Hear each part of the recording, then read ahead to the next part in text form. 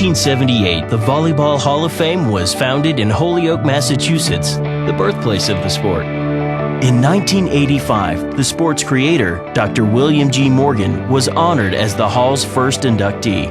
Since that time, over 100 players, coaches, and leaders of the sport have been recognized at the Hall's annual induction ceremony. This remarkable group represents over 20 countries that have been inducted to date. Very honoured to be here, very honoured. It's such an amazing place, and just to be here with some other amazing Hall of Famers. Very honoured. This is a great honor for me. I am so happy to be inducted into the Hall of Fame and also to be in the birthplace of volleyball. It's a great pleasure, a great honor to be here in Holyoke, the hometown of volleyball. It's our sport, my sport, and today and during these days will be fantastic to be inducted in the Hall of Fame. I feel it's very good because it's a great honor for me. I have said in Italian television and Italian newspapers that I going in Holyoke where is the story of our sports. And I want to see, I remain in the hall of volleyball. So it's a great honor for me. Para mí representa algo muy importante. At the end of her career, it's been one of the most important things for her, a great accomplishment. From there on, she doesn't know what she can accomplish. Es una parte muy importante. It was the best thing that I did in all my life. Something inside, unhappiness, very, very, very big. That so I say it's finished for me because I touched the ceiling. I touched the sky. Very honored. After, I inducted in 2002, but actually I retired with 1990. After 12 years, they still remember you. They gave you this honor. I think it's very much encouragement for the sports of volleyball. It's a great thing, a great honor for you and for the team. For all the best volleyball players and coaches in the world. It really brings us together. 3 months ago when I or more, and I found out I'm becoming a member of Hall of Fame, it was like only a word, because you cannot realize what really is going on until you come here. And there is no such expression, and as John said, there is not enough words to explain this kind of feeling. It's like falling in love, and you cannot explain that, definitely not. The Volleyball Hall of Fame collects the history of the sport, honors its great players, coaches, and leaders, educates future generations about the sport's history and tradition, and preserves and protects its records. Please understand that it's your Hall of Fame. We are the Volleyball Hall of Fame for the world. We look forward to having you as our guest.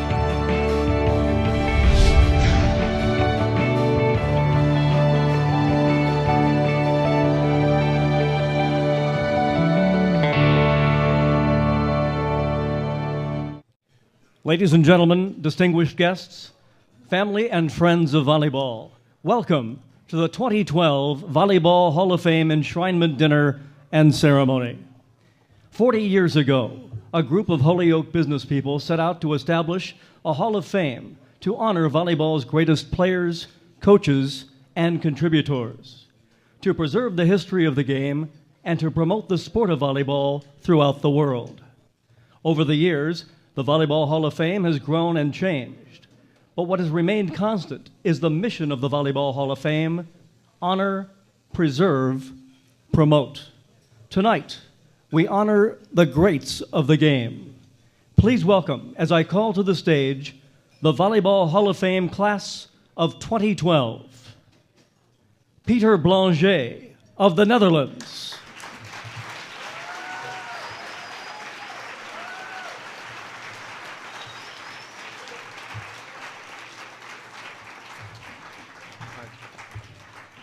Ludmila Buldakova of Russia, represented by her daughter, Tatiana Buldakova.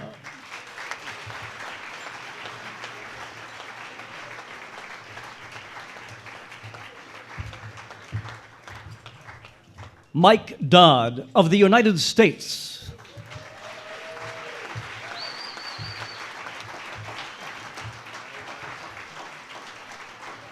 Maurício Lima of Brazil.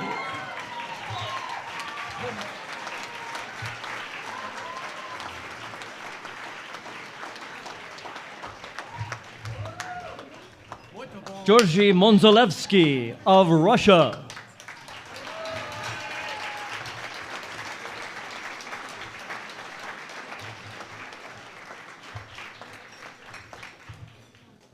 And Jeff Stork of the United States.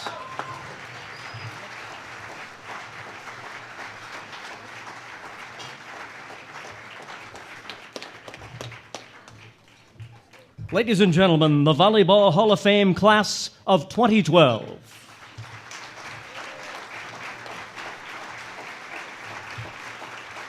At this time, it's my great pleasure to introduce the president of the Volleyball Hall of Fame, Mr. Ed Toole.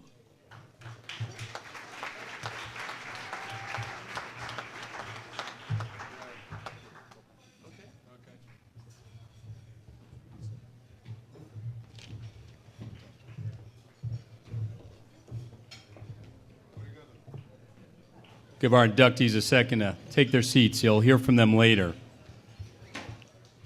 Well, let me welcome all of you. I know many of you are residents here in Holyoke or of the Western Massachusetts or Pioneer Valley, but some have come from a bit further.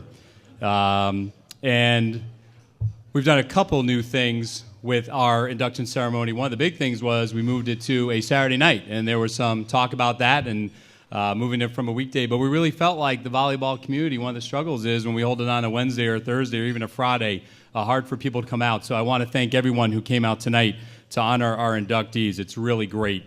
For those of you, too, I won't ask you to raise your hand if you've been to an induction ceremony before, but for those who have and they'll understand this joke, I promise you'll be out way before 10:30. So that's a big change for us. But more importantly, after this event, what we want to do is invite you down the street to the Hall of Fame for an after party. So we hope that many of you will be able to join us after this ceremony is done. One of the unique things about being in this building here when we decided to hold this induction here was this building is a mill building. This is what Holyoke was built on and all about, built back in the 1830s. And if you think about the history of the game when William Morgan invented it, I can almost guarantee you that at one point 2,000 people worked out of this large mill factory. This is the very type of person that was working here that William Morgan invented this game for. So it is very historic that you can kind of feel the echoes here, hear the echoes of the people that were here that William Morgan invented this sport for. A few things I want to do as we start tonight's program. First, I want to thank a couple elected officials who are with us tonight. If you could just stand and be recognized, and that is Mayor Richard Cohen of Agawam and Mayor Alex Morse of Holyoke. Could you please stand and just be recognized? Great. Thank you both. We also have 3 current Hall of Famers with us, and I would just ask them to, again, just stand and be acknowledged, and that's Doug Beal, Al Monaco, and Marv Dunphy. If you would just stand and be recognized, that'd be great. Wonderful to have you here. Also want to make sure that I thank our major sponsors, Spalding, the City of Holyoke, People's Bank, Holyoke Medical Center, Holyoke Gas and Electric, the Dodd Agencies, and Mizuno USA, along with many other sponsors that you can find in your program, and I hope you will look through that and see all the great folks that support us in so many ways to make sure this induction happens and happens in the manner that it does. But my last thank you to a major sponsor is USA Volleyball. Doug Beal and his group, we have the regions that we get great support from across the country, but we just had a great presentation, and that was part of it, at the World Congress of Volleyball in Anaheim back in September. And when we put that video together and everything we do, Doug Beal is always behind us 100%, and his staff get behind us, and they just say, let us know what you need, and we'll get it done. So, you know, while we're here in Holyoke as staff and volunteers trying to get things done, we have friends in Colorado making it happen for us. So I want to thank USA Volleyball. So a big round of applause for all our sponsors, please.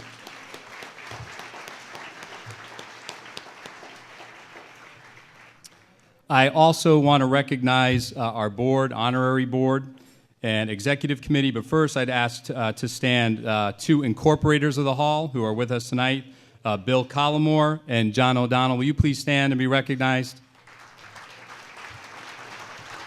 And stay standing, gentlemen. I would just ask all the board, the entire board and the honorary board, again, to please stand, let people see who you are and the work that you do to make this happen.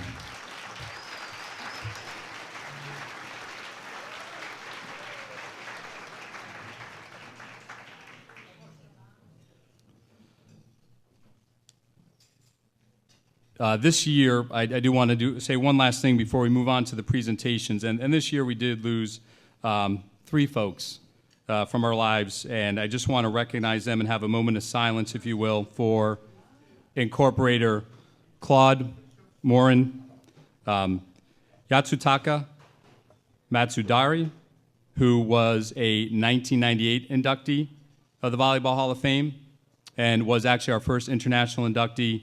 And then also we lost beach pioneer Gene Selznick, a 1988 inductee to the Volleyball Hall of Fame. So please, just a moment of silence for those 3.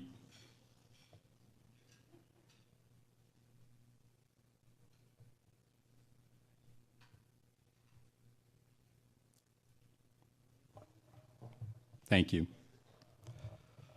So without further ado, let's get to what we're here for, and that's presenting awards and recognizing the greats in the sport. First, I would like to introduce our 2012 William G. Morgan Award to the California Beach Volleyball Association. And I will accept the award on their behalf. They could not send representation out tonight, but we do have a video acceptance speech featuring Kevin Cleary.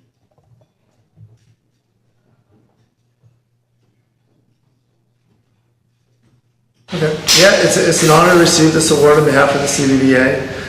CBVA has been around since 1962. It's a grassroots amateur players and tournament directors association, and this year we'll celebrate our 50th anniversary. And it's an honor to get this as award, and helps build bridges between beach volleyball and indoor volleyball. And we're happy for this award. Big round of applause for them. So on behalf of the CBVA, I gladly accept that.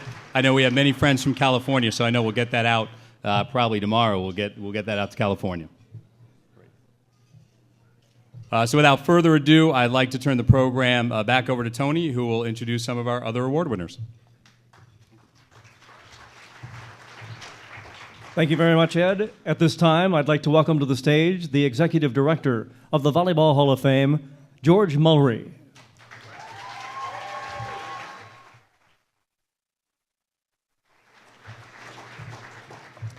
Thank you. Ladies and gentlemen, it's an absolute pleasure to be here with you this evening, and it's a distinct honor to present this award that we have for you. This is our Court of Honor Award, and this is given out to organizations, teams, other nonprofits that just excel in the world of volleyball. And the 1991 to 2000 Cuban women's national team fits that bill.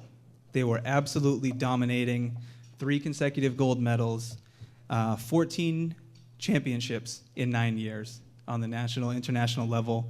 Absolutely incredible. Unfortunately, they were not able to attend. Eugenio George, their former coach, has expressed his thanks and gratitude while he was in Anaheim on behalf of the entire Federation of Cuba, and I would like to accept the award on behalf of them and ask you to please read the full bio in the program book. It's absolutely incredible. We talk about dynasties in sports, and this is absolutely one of them. So congratulations to the Cuban women's national team, 1991 to 2000.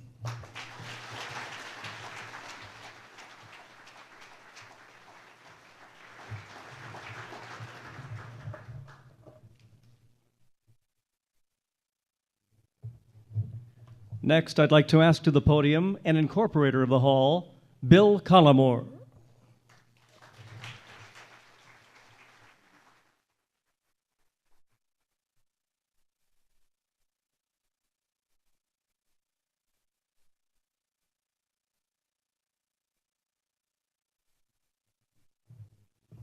Thank you very much. It's an honor for me to be here as a Mittenette Award winner in 2007.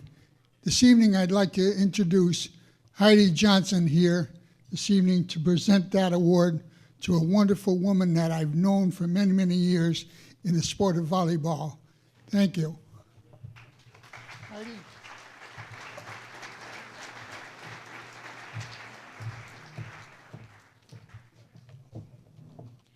Good evening. My name is Heidi Johnstone. I'm a staff member at the Volleyball Hall of Fame. Traditionally, in the past, a Mittenette Award winner would introduce the current award winner of this year. I asked George Mulry, the executive director, if I could introduce this year's award winner, Pat Demers. Pat and I have a special connection. She is not only the woman who introduced me to the sport of volleyball, mentored me when I learned to officiate and become a national scorekeeper, but she's also my mother. In the program book is a brief history of Pat's volleyball career. Tonight, I want to share with you a part of her life that is not in print. She was 16 when she started playing volleyball with the American Turners, and today, 54 years later, she coaches both the boys and girls varsity teams at the Agawam High School. During this vast period of time, she managed to get married, have 8 children, and run a family business with my dad, all while staying active in the volleyball community. Pat received her national scorekeeping certification in 1973. I was 7 years old and vividly remember going to weekend tournaments that my mother officiated and my father played in. I can't remember a time in our home that Pat wasn't doing something that involved volleyball. She was organizing officials clinics, assigning officials to high school and college matches, or fighting the local school system to incorporate the sport of volleyball into their athletic program. She could, and still does, talk on the phone for what seems like an eternity about the sport of volleyball. 5 of her 8 children went on to play volleyball at some level. Local rec teams, Yankee, college. 2 of my brothers played at the National Open. My brother Eric played in Hawaii at the Open at the age of 16 with Al Monaco. And my brother Paul was considered one of the best setters in New England when he played. Volleyball has given my mother the opportunity to meet many wonderful people that I know she still considers good friends. She also did something pretty incredible. In 1988, I decided to start officiating. I went to my first officials clinic and received my certification as a regional official. At that meeting, my mother introduced me to a special gentleman named Patrick.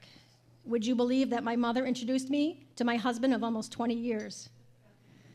Last week, there was a photo in the local paper of something you don't see every day.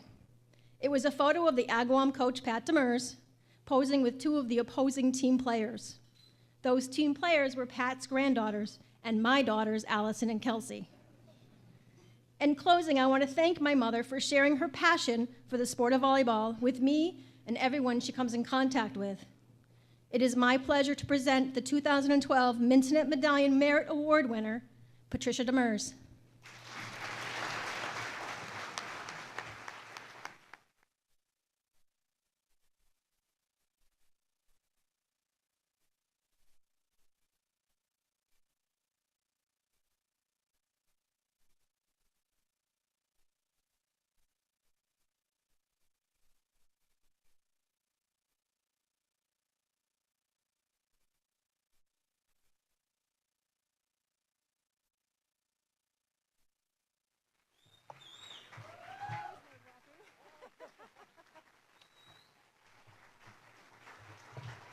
Oh. Wow. I can't say enough about my family, because if it wasn't for my family who backed me, I want to thank them for letting me do what I did all those years. I loved it. I still love it. I love my people all the more. My family has been behind me. They've suffered a little bit. They cried a little bit. Where's my supper? Are you going out again? Are you ever coming home? I mean, they put up with me, and I can't say thanks enough. And all my family from volleyball, from day one until today, the coaches, the teams that come to see me, I hope. We got state championships here. Frontier High School Division III has taken the Massachusetts state championships, I don't know how many times, 5? In Long Meadow, my nemesis.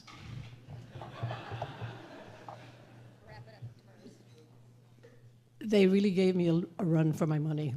Never beat them. Not when George Mulray was doing it. But for all you people that I know, who has been behind me, who's thanked me, who I've gotten to know very well, my Agawam people who are here, the mayor who supports me, and my trainer who supports me, and everybody else. I'm not going to take up any more time. Thank you very much. I'm very proud to be a part of the Volleyball Hall of Fame, or volleyball in its entirety. Thank you.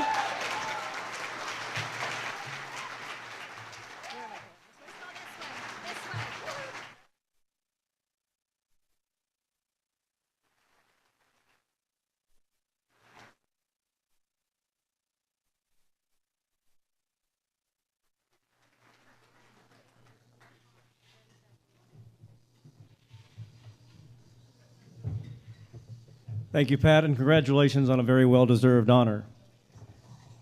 Our next speaker coached the USA men's volleyball team to the 1984 Olympic gold medal at Los Angeles. He's the CEO of USA Volleyball and a 1989 inductee into the Volleyball Hall of Fame. Please welcome Doug Beal.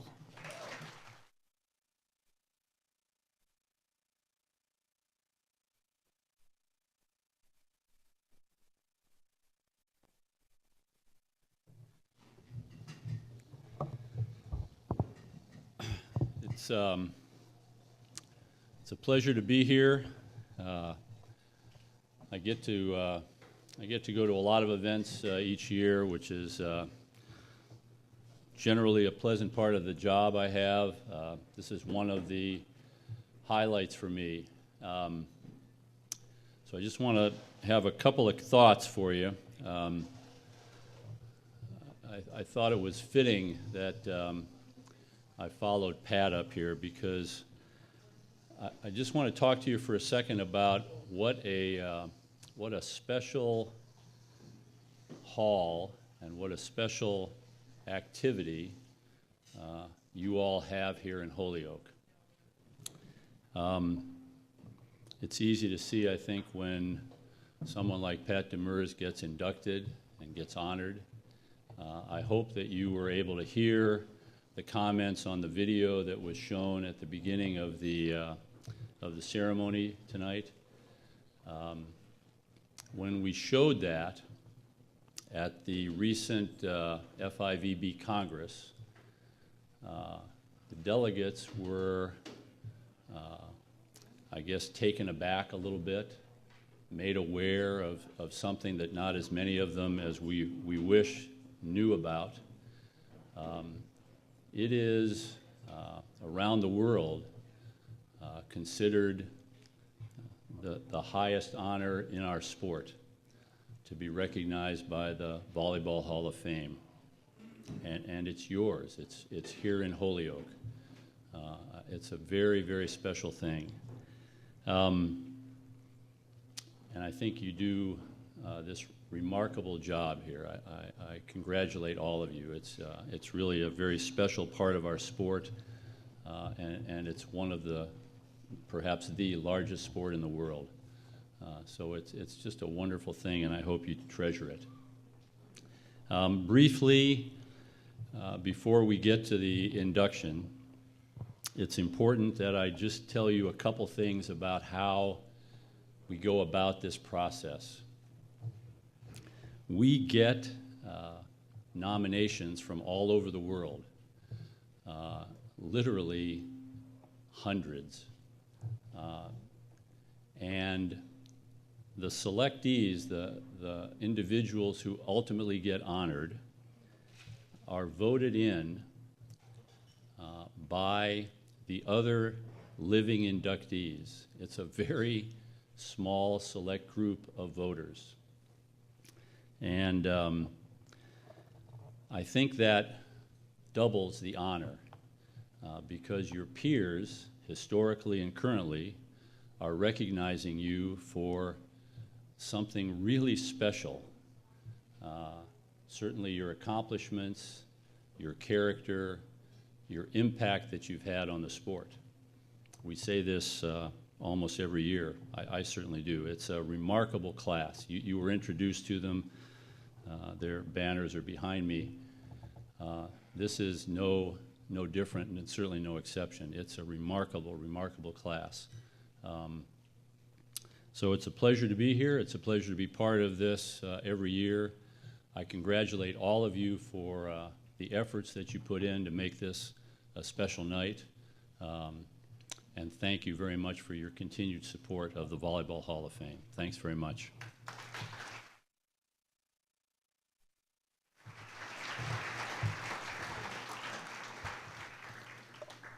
Thank you, Doug. And now on to the inductees. Our first inductee this evening is Peter Blangé of the Netherlands, enshrined as a player.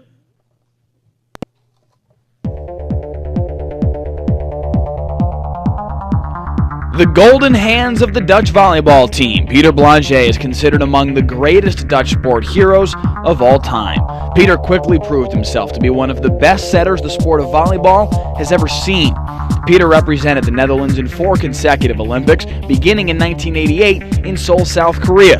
His greatest accomplishments, however, would be during the 1990s. At the Barcelona Olympics in 1992, Peter and his team earned the silver medal, falling to Brazil in the final. As team captain, Peter finally led his team to the much-coveted gold medal at the 1996 Olympic Games in Atlanta by defeating longtime rival Italy with a remarkable 5-set victory in the final match. In 1996, he also led the Netherlands to the FIVB World League title in Rotterdam. Peter went on to win the 1997 European Championship with his team and participated ultimately in his 4th and final Olympic adventure at the 2000 Sydney Games, where he played his 500th international match for the national team. He had an impressive career of 16 years in which he participated at 4 Olympic Games, 8 FIVB World League events, and 6 European Championships. With his 500 international matches, he still holds the record for participation for the Netherlands. Over the course of his successful career, he played professionally for clubs in Germany, Italy, and the Netherlands. During his 8 seasons playing in Italy, he led his teams to the Italian League Championship title 4 times. Peter was acknowledged as best setter in the 1996 Olympic Games in Atlanta, the European Championships in 1999, and again in the Italian Professional League in 1993, 1998, and 1999. Peter was the first remarkable big setter in the modern era and a multi-dimensional threat at the net because of his size. For his golden hands and undisputed leadership, we welcome Peter Blangé as a 2012 inductee to the Volleyball Hall of Fame.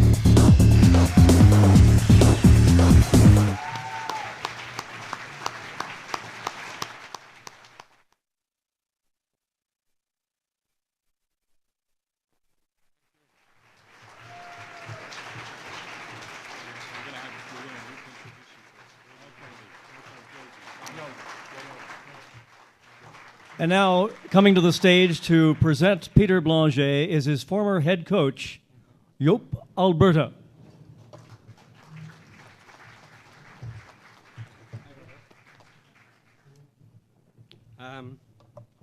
Ladies and gentlemen, this is, for me and my country, a special moment. We don't have that much of a tradition of getting respect to people who have a certain contribution to a country.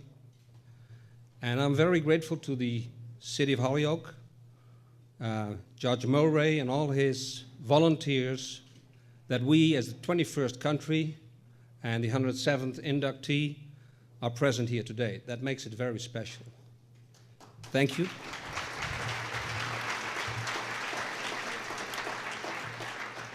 But I'd like to continue to bring this into a historic perspective, and a perspective which we should not forget. In 1647, we started conquering New Amsterdam by Peter Stuyvesant. We sold this little city to the English in 1664, which was handed over to you in the late 70s. And then it took 200 years before you decided to return anything to the Dutch.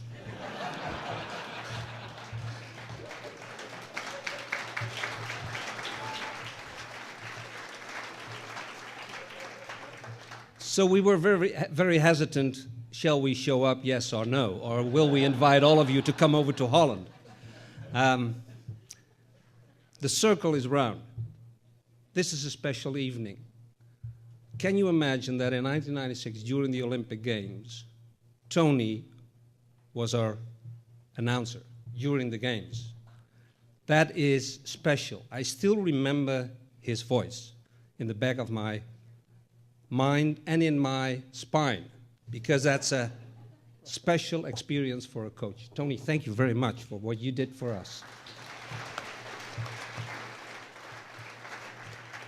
I spoke about these 200 years when Aris Selinger, a Hall of Famer, entered the Netherlands and discovered that we have quite some tall people.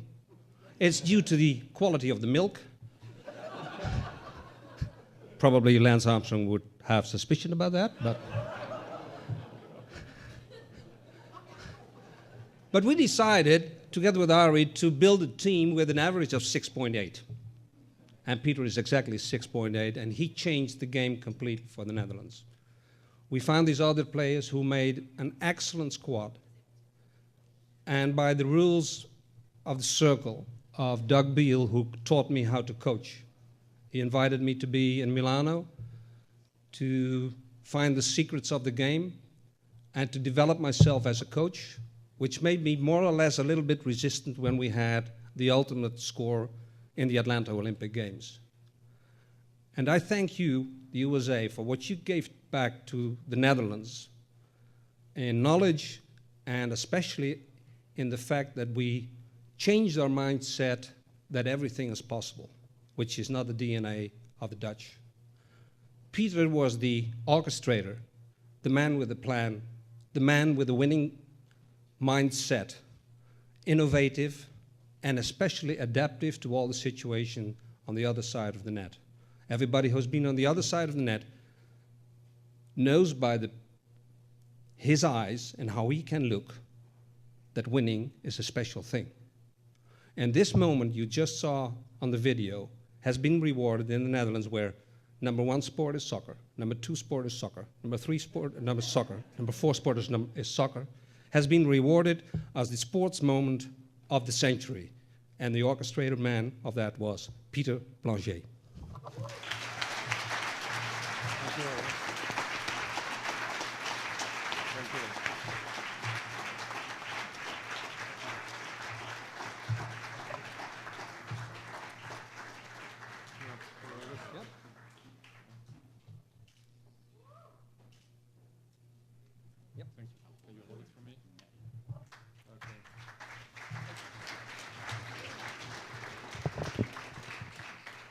Joop, once again, thank you for the marvelous words. It's also a very special moment for me. This is interesting. We put it up a little. We changed the game, so we pulled it up. But it's more for an MC, eh? Oh. Off by the block. That's right. Well, as a setter, one of the first lessons I got when I was young is you have to be a fast mover, which I'm not. You have to communicate. I like to communicate, and I try to communicate, but the response that I got back from my teammates was not almost always the response that I wanted. when you are a setter in a team, it normally goes like this. What can I do with a ball like that? A body language when the set is not correct. I had people that grabbed the pole and made some, let's say, body language to the setter. So the first thing that I understood was, okay, let's change the game. Let's change the attitude. So I offered to them the possibility to first, even with a bad set, put the ball in play or keep the ball in play. We finished the rally, and then we started with the arguments. So step by step, it developed a little bit in our modern type of play. So I had all the liberties of setting balls that even weren't spikeable. But nevertheless, I had companions that kept the ball in play, and step by step we made some progress. Normally, I want to prepare my things. I prepared my play, not on paper, most of all in my head. But before I forget somebody, I prepared something on paper. Sorry for my bad English. If it's not correct, okay, you know our history. That's what Joop told us. But I also have a question for you. Of course, I want to thank you for this excellent welcome and warm welcome here in Holyoke, or Holyoke. Yeah, that's already interesting. Yesterday evening, it was a mayor of 23 years old. 23. Is that young mayor here present today? Yeah. Hi, Mr. Mayor.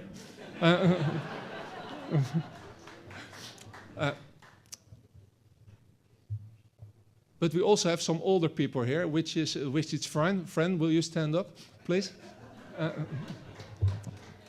And Fran, he told me a lot about the history of Holyoke and the history of the Hall of Fame in volleyball, but also to avoid a bad pronunciation of this marvelous city. Fran, what should I say to these people? Is it Holyoke or Holyoke? Holyoke. Okay. At least that is correct. Of course, gentlemen, I'm very pleased and honored with this induction. But volleyball, however, it's a team sport. That's also a lesson that I understood. And without cooperation of my teammates, you end up nowhere in volleyball.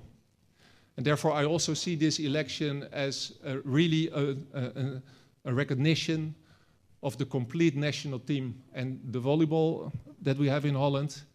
And of course, also all the stakeholders, and mainly also the guy that maybe was our dirigent that orchestrated our team, which was not always easy. Joop, once more, it's very, well, it gives special feelings that you're here and that we're here together after all these years. Once more, thank you very much for being present here.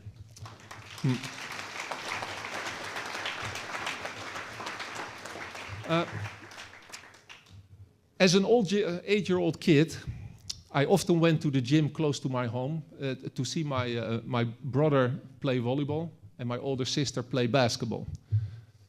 I never imagined that I had a future in volleyball and a future in sport like I had. Of course, I had my dreams and I was ambitious. And I like to play basketball and practice volleyball also lying on my bed, actually. And the lying on my bed I did because I'm a kind of a lazy sportsman, a lazy athlete. But most of all, also to practice my wrist movement in setting. And, you know, maybe you should try it. I saw Maurício, his son, already practicing here. So he will be, for sure, the future of the Brazilian volleyball, which will make it tough for us. Keep on going. But I was lying on my bed and making sets to the ceiling. And then also with the shadow of the light, I tried not to touch the ceiling. But there couldn't be any more light between the ball and the ceiling. And I had some wrist movements over there. Actually, I also tried to play basketball, but my decision for volleyball was made out of laziness. Yes, well, I quit volleyball already, so I can be honest to you. And it was because that running from basket to basket, if you're not that fast, it's kind of it's tough work. So about decisions in your career, my decision to become a volleyball player was made out of laziness. Joop, you know why? You worked with me for 4 years. And in volleyball, as you know, it's only 9 meters maximum movement. When you're playing later on in bigger gyms, it's even more. And especially if the coach is putting some serve reception specialists that are not that precise. It ended up in 12 meters. Once I tried also that we had a serve reception exercise that before we started, no, it was after several balls, that I went into the locker room, I changed my shoes, I put it on some running shoes, and I came back, and then I said to the players, okay, guys, I'm ready. But they didn't understand the humor, so...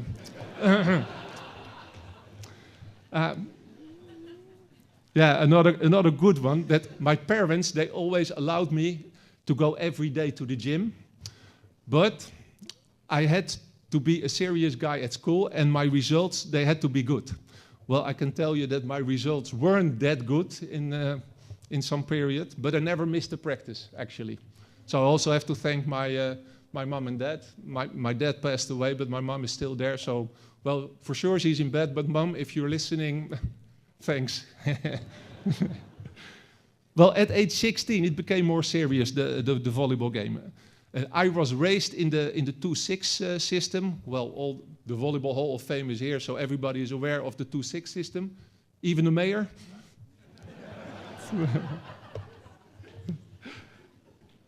Well, Mayor John, it's okay. It's okay. Yeah. Well, it means that if you're front row, you're just a spiker, and when you're back row, you're allowed to set. Well, of course, I had a reasonable technique and a very precise set, but most of all, I had very bad serve reception. So maybe that was also the choice of the coaches that I had at that time. Okay, make him a setter, because then he's okay in back court, back row. Yeah, right. But, okay, leave it that way.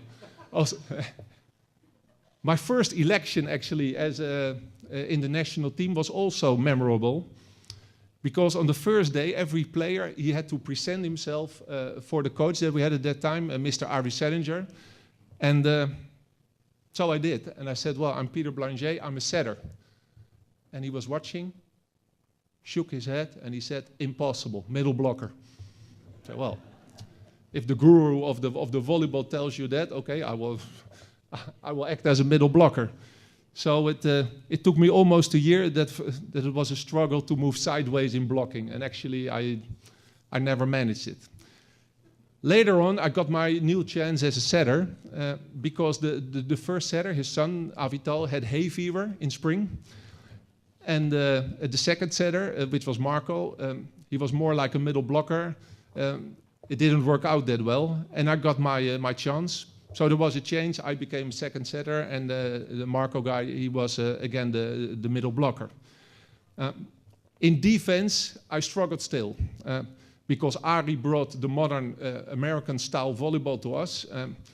We also had several verbs of it in defense. You know, the see and response system. Mike and Jeff, for sure, you know what I meant.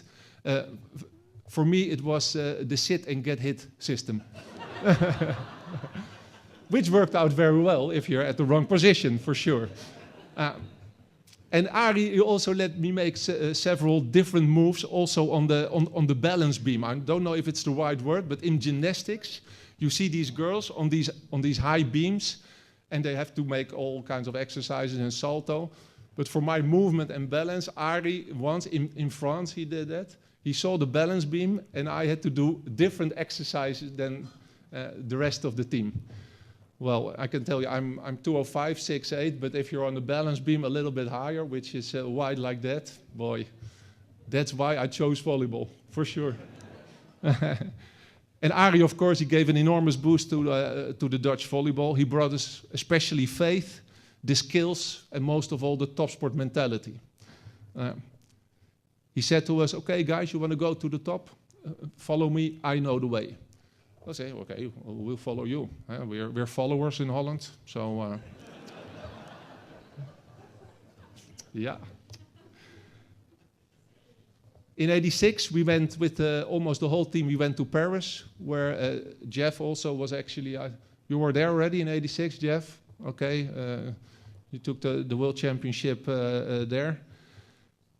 And also at the Olympic Games in Seoul, Jeff inspired me actually a lot. Especially how to cover sets, holding the ball a little bit longer. Oh, it was Jeff's specialty. It's very nice, huh? No, it was a very nice technique, Jeff. Thanks for giving the example. Yeah. Mm-hmm.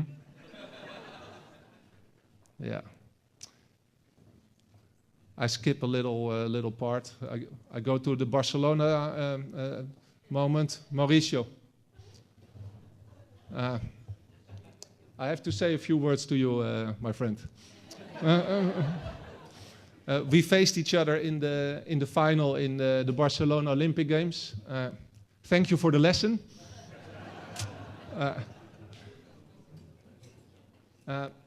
What Maurício did at that time, Jeff inspired me 4 years earlier with holding the ball a little longer, and Maurício inspired me a lot by speeding up the game.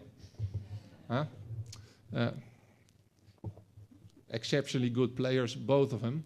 And I also had the opportunity to work with the coach that raised Maurício, Paulo Roberto de Freitas, alias Bebeto. And it actually was also the coach in Parma of Jeff, so that guy is also very important for me.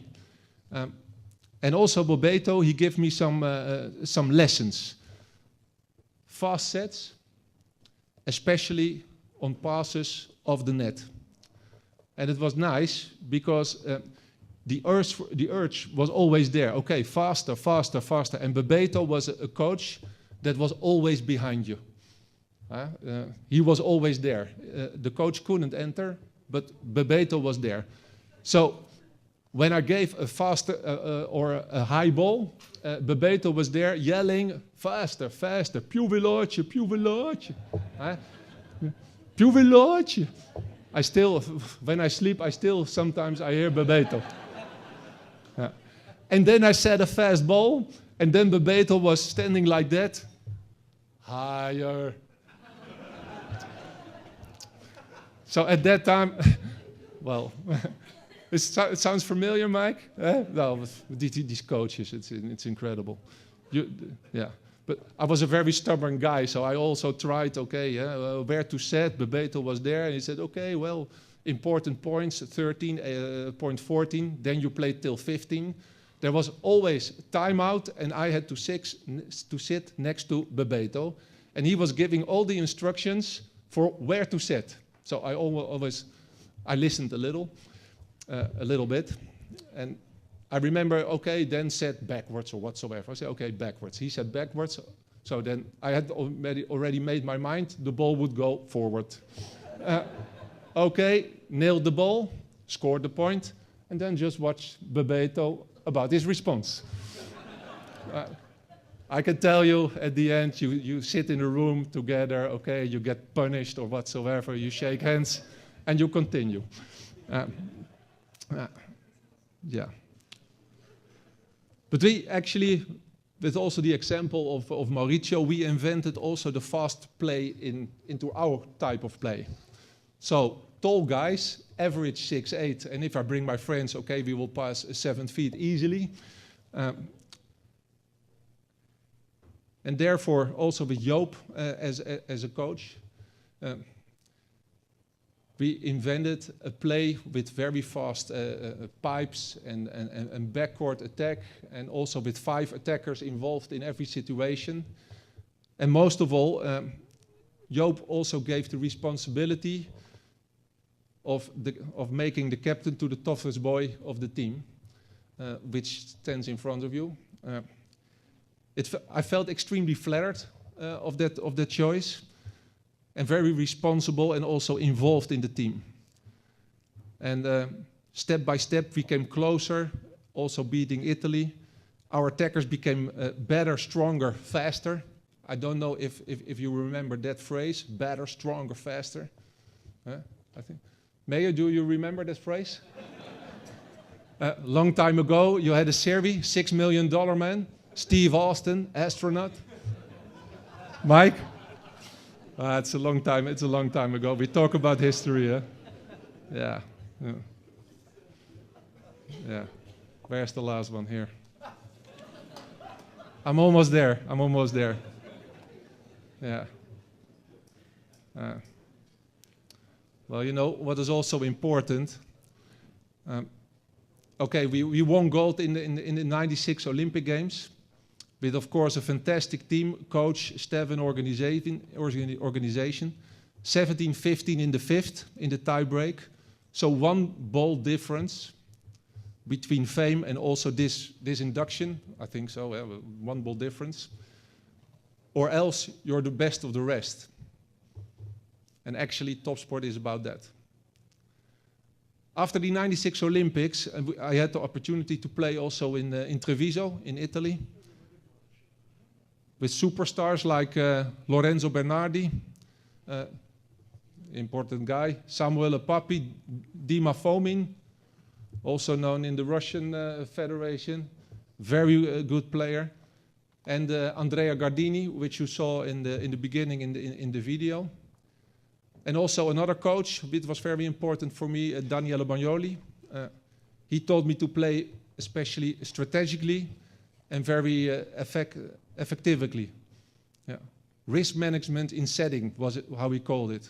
Knowing where the highest scoring opportunities were in every situation. So that made it easy, every set to the middle if possible. Well, that's easy, huh? That's easy. Yeah. More stability in setting, constancy, and especially keeping control over myself when in trouble.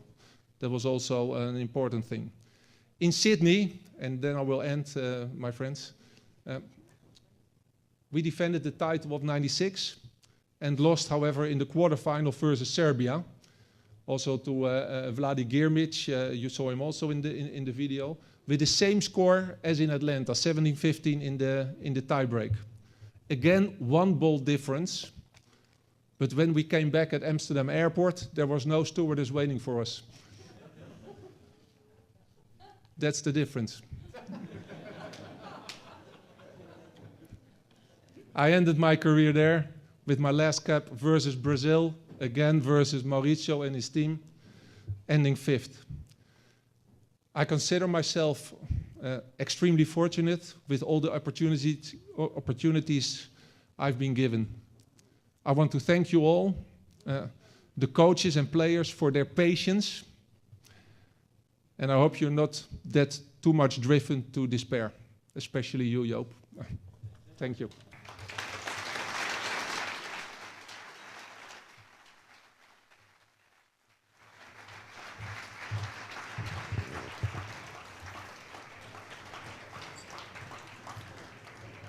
Congratulations, Peter. Dank u wel, Joop, for your kind words and for remembering me. And dank u wel to you, Peter, for the same. Congratulations.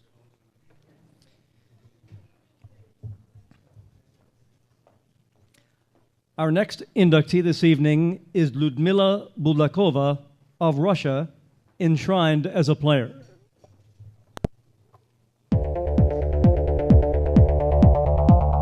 Born in Leningrad in 1938, Ludmila Buldakova was a force to contend with during her time on the Soviet women's national team and as an Olympian. During a career that spanned 2 decades, Buldakova made a name for herself as both a spiker and a setter. Ludmila was listed as one of the strongest Soviet players from 1959 to 1962, and again from 1964 to 1972, and she was honored with the prestigious USSR Honorable Master of Sport in 1960. During Ludmila's reign as a women's volleyball powerhouse, Japan held the title of world's best volleyball team. At the sport's Olympic debut at the Tokyo Olympics in 1964, the Soviet Union placed second behind Japan, but then with Ludmila as team captain, went on to win consecutive Olympic Games gold in 1968 at Mexico City and in 1972 at Munich. Ludmila led her team to gold at the FIVB Volleyball World Championships in 1956, 1960, and 1970, and a silver medal finish in 1962. The team also earned gold at the European Championships 3 times. In addition, her teams won 7 USSR championships and 8 European Champions Cups. After her retirement in 1975, Ludmila was involved in volleyball as a youth coach and made contributions in the publishing world by writing the book 6 in Defense, 6 in Attack.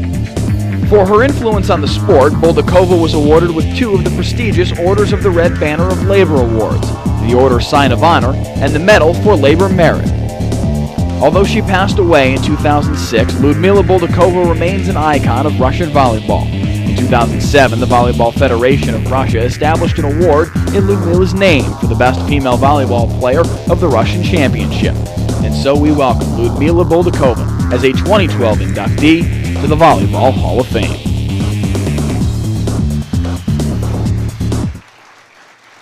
Ladies and gentlemen, with us this evening is the daughter of Ludmila Buldakova, Tatiana Buldakova.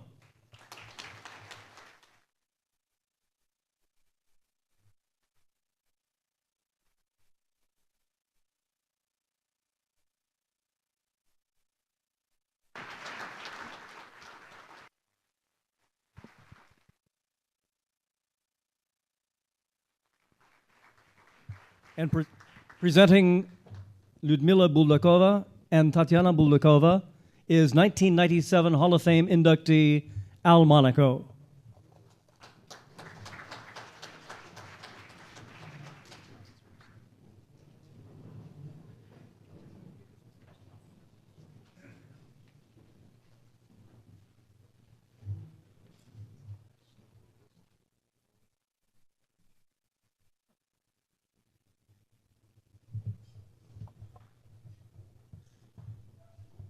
I love the history of the game, and in our 2 Russian inductees, we have the history of the game because very few of us ever got to see them play live, whereas the younger inductees, we've all watched their entire careers. But it's still a marvel because I read about them when I was young. I read about Ludmila in Harry Wilson's International Volleyball Review and the reports of what was going on at the world level and the European level. And Ludmila Buldakova was on every paragraph and every headline because she was Soviet volleyball in the 1960s and an Olympic medal in 1968, gold medal, and a gold medal in 1972 in Munich. And I was only dreaming of the possibility that maybe I could attend an Olympic Games and watch athletes of that caliber. Of course, subsequently in the later years I did. So I watched the younger players, but I never got to see her in person. But I know from reading, and I know from comparing notes, and I know from talking with people around the world who did experience her play, that she was, 1, a marvelous player, but number 2, a marvelous person. And in the Cold War, we had a little trouble believing that anybody who lived in the Soviet Union could be a marvelous person. But when I traveled extensively with our volleyball programs and would visit the Soviet Union, people would remark to me regularly about Ludmila and what a wonderful person she was. I can't remember having met her, even though I could have probably. I just don't recall having met her. She's got a marvelous daughter here to accept on her behalf. And if Ludmila is anywhere close to the wonderful person that Tatiana is, Ludmila was in fact a marvelous person. Tatiana, please come forward.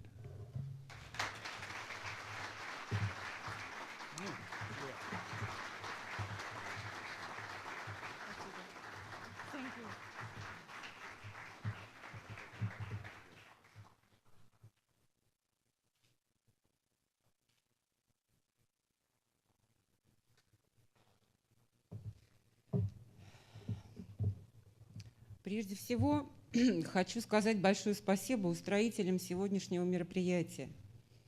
First of all, I would like to thank the organizers of this ceremony.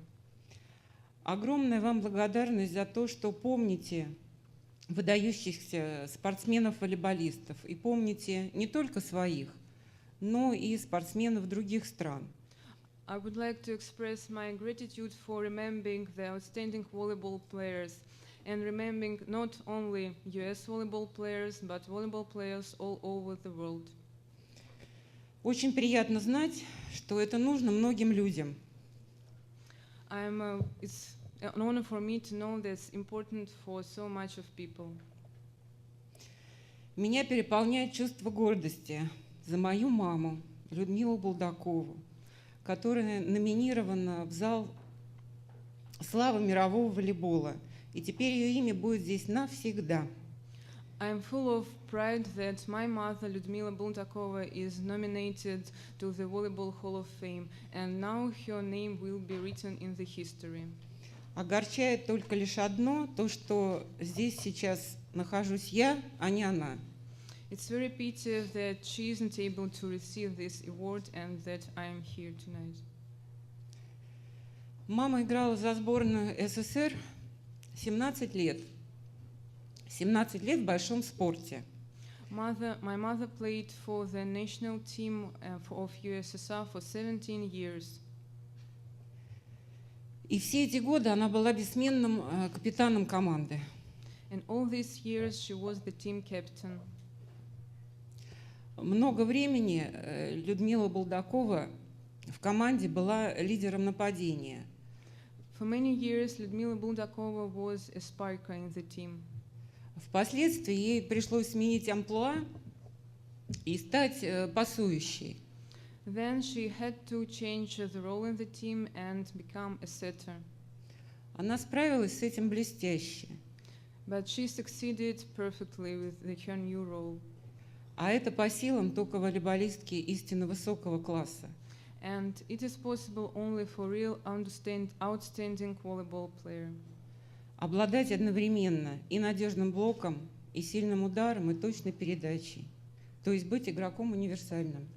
To be universal player, to block, to set and to spike. Мамочка, милая моя родная, самая красивая, самая лучшая на свете. My mommy, my dear mommy, you are the most beautiful, most kind, most wonderful in the world. Ее большие серые глаза, добрая улыбка, легкая походка и ровный голос. Her wonderful gray eyes, kind smile, calm pace and calm voice. Она никого не оставляла равнодушным, она нравилась всем. Everybody liked her. Ей приходили письма со всего света. У нее часто брали интервью. О ней много писали в прессе. She received letters all over the world. She was interviewed many times, and there were a lot of articles about her. Ей не раз присуждали титул «Мисс Волейбол» как самой очаровательной волейболистки мира. For many times she got the title of Miss Volleyball as the most charming volleyball player in the world. Особенно почитали маму, естественно, в России и в Японии. Most of all, she was loved truly in Russia and also in Japan. В Японии тогда ежегодно проводились турниры между спортсменами Японии и Советского Союза. During that time, there were usual tournaments between Soviet Union teams and Japan teams. В честь мамы в Японии проходил турнир Людмилы Булдаковой. On the behalf of my mother, there was a tournament, Ludmila Buldakova tournament in Japan. Это было раньше, надеюсь, что он существует и до сих пор. It was before, I hope it is still now exists. А в России, после того, когда уже мама не стала, существует приз ее имени. And in Russia, after her death, there is a prize with her name, который вручается лучшей волейболистке по итогам чемпионата страны. which is given to the best volleyball player after the end of the country's championship. Еще раз благодарю зал славы мирового волейбола и в его лице все мировое волейбольное сообщество за память о моей маме. Once again, I would like to express my gratitude to the Volleyball Hall of Fame and to whole volleyball community. Уверена, что сегодняшняя церемония принесет немалую пользу в развитии отношений между любителями волейбола всех стран.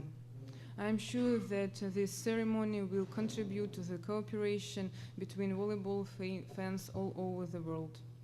Благодарю вас за теплый и радушный прием, который вы оказали нам во время нашего пребывания здесь. Thank you for your kind reception during our stay here. Хочу пожелать вам и всем вашим близким здоровья, счастья и благополучия. I would like to wish you and to your families happiness and all the best. That's all. Thank you. That's all.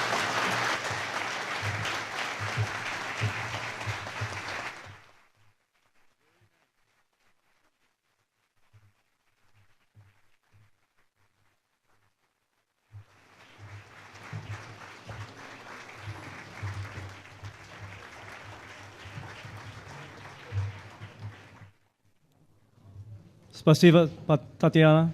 Congratulations to Ludmila Buldakova.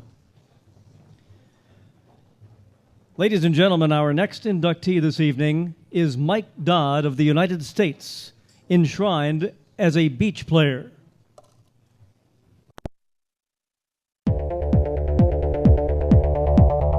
Born and raised in Manhattan Beach, California, Mike Dodd was a two-sport standout at San Diego State University in the late 1970s, starring in both basketball and volleyball. Although Mike was selected in the 10th round of the NBA draft by the San Diego Clippers in 1979, he turned to his first love, beach volleyball, where he would find his greatest success. Mike partnered with Tim Hovland to win the 1981 State Beach Men's Open. This was the first Open title for the team of Dodd and Hovland, a partnership that would span nearly 10 years. It was also Mike's first career Open win. The team of Dodd and Hovland would go on to win an incredible 5 Manhattan Beach Open titles. Mike enjoyed an 18-year beach volleyball career that included winning the silver medal with partner Mike Whitmarsh at the inaugural Olympic Games for beach volleyball in the 1996 Atlanta Games. Dodd and Whitmarsh played a total of 106 events together, winning 17 of them. One of the greatest to ever play the sport, Mike had 231 podium placements and 297 Final Four finishes. He ranks in the top 10 in beach volleyball history with 351 tournaments played, 75 event titles, and career earnings of nearly $1.8 million. While the 1997 season marked the end of Mike's competitive career, he still remained very much involved in the beach volleyball circuit as a broadcaster, analyst, coach, and even commissioner of the AVP. In 2009, Mike became the first person to coach the men's and women's champions of the same Manhattan Beach Open. He also coached the team of Gibb and Rosenthal to consecutive fifth-place finishes at both the 2008 Beijing Olympic Games and the 2012 London Olympic Games, and mentored the pair to become the 2012 FIVB Beach Volleyball Tour champions.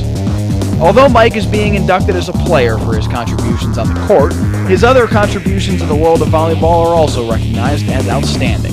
And so we welcome Mike Dodd as a 2012 inductee to the Volleyball Hall of Fame. Ladies and gentlemen, please welcome to the stage Mike Dodd.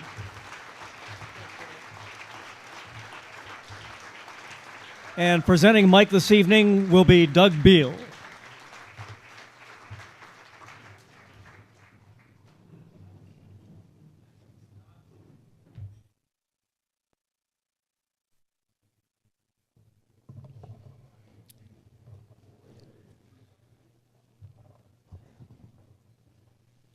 This is almost as much an honor, I think, for those of us that get a chance to introduce these inductees as it is for the inductees themselves. Gosh, you've heard a lot of talk already tonight about the coach-player relationship. I'm not going to spend much time going there. It was an honor for me to be able to coach Mike at one point when he was much younger and I was much younger. This is perhaps one of the most remarkable all-around athletes that we've ever inducted into the Volleyball Hall of Fame. He was a remarkable indoor player, a remarkable basketball player, but he certainly found a unique home on the beach. You've seen most of his accomplishments. What stands out for me is a couple of things. He played for a remarkable length of time. He managed his body, he managed the longevity of a career that's not easy to do at the very highest level, almost 20 years. And he was at the top almost that entire time. Mike is perhaps one of the most decorated beach volleyball athletes in the history of our sport, both in the United States and around the world. And you saw, of course, that he was a silver medalist at the very first beach volleyball Olympic Games in Atlanta. I said earlier today, and I think it's important to repeat, Mike is just one of the really good guys in our sport. Beyond being a tremendous player, a tremendous teammate, a tremendous performer, he was honored as the AVP's Sportsman of the Year and Most Inspirational Player more than any other athlete in the history of that tour. It's a recognition of his overall contribution, I think, as a player, as a coach, as an administrator to the sport of volleyball and beach volleyball. It is an honor for me to present to you Mike Dodd for induction into the Volleyball Hall of Fame.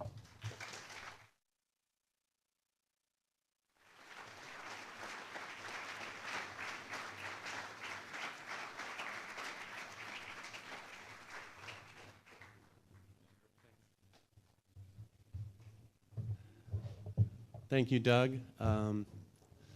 I'll start with a little story about Doug.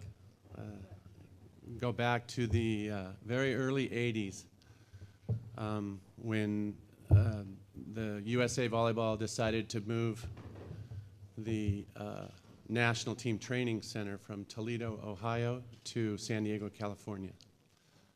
And we were all on the line. It was a remarkable generation of players. I was fortunate enough to be there, and there was Tim Hovland and St. John Smith and Randy Stoklos and Karch Karai, Pat Power, Steve Timmons, a number of what turned out to be some of the greatest beach players to ever play, as well as indoors. And I remember we were all lined up the very first day of practice, and you know, you got to remember we were young and brash, and you got Hovland there and St. John Smith, and Doug kind of looked at us and with almost like disdain, you know, and he's going, "You beach guys," and all your adulation and fans and all that stuff on the beach. Well, that's going to stop now. And you know, and Jaap, it's really been cool to meet you, and of course Peter. But Jaap said something that really hit a chord with me about the circle, and you know, I think like Doug said, we were both really young at that time, and now I consider Doug one of the best friends of beach volleyball, and he's doing a lot for our sport, and he's done a lot for me, and so I thank Doug for announcing me. you look around and there's a lot of really cool people that had a big impact, and I want to recognize one guy who had an impact not only on me slightly, but on my whole family, my whole extended family, my brothers, my daughters, and especially my wife. He's been so inspirational to her.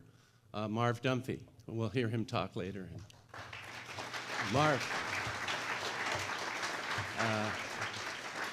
you know, talk about one of the good guys. That's him right there, Marv Dunphy. We're on the internet tonight, and I want to say hello to a few people that are watching, especially my daughter, Dallas. Hello. She just beat the number 16th ranked Team USD. She plays for St. Mary's College, and they had a match earlier. So hello to Dallas. Thanks for watching. There are some other people that may be watching. Again, Peter Blangé is here, and hopefully some of his teammates from the Netherlands are watching. And if they are, Richard and Reindeer, hello. They're wonderful beach players, indoor players that turn to the beach later on in their career, and they're really good friends. And I think with Maurício and the Brazilian contingency, I know there's a lot of people in Brazil, and I want to say muito obrigado to everyone in Brazil. Thanks. Brazil has I think the United States and Brazil has always had a very special relationship when it comes to beach volleyball.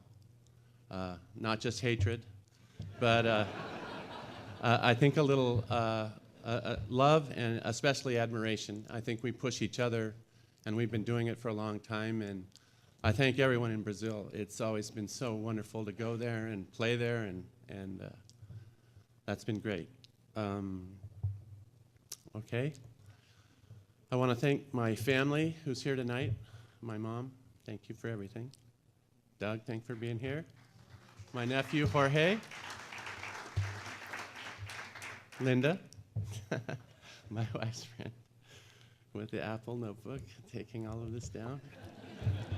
My wonderful youngest daughter, Dominique, thanks for coming. She didn't want to miss school, so she flew in late on Friday, but she made it here. Thank you. And my wife, Patty, thank you for a lifetime of support, especially outside of volleyball. Thank you for helping me to be a better man. Thanks, honey. Love you.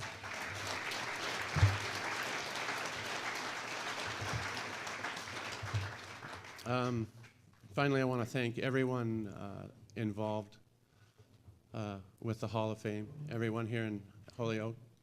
Vicky, thank you for being so kind to my family and helping us get around. And everyone, really, it's been such an honor to be here, and it's so great to see, you know, we all love volleyball so much, and to see so much love for our game here in this little city in Massachusetts. I think it's really cool, and I thank all of you for everything and all the hard work that all the volunteers have done to put together this really special time that we've all had here. Thank you. Good night.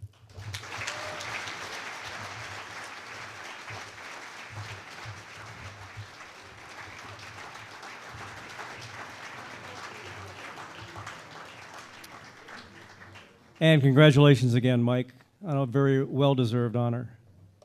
Moving on, our next inductee this evening is Maurício Lima of Brazil, enshrined as a player.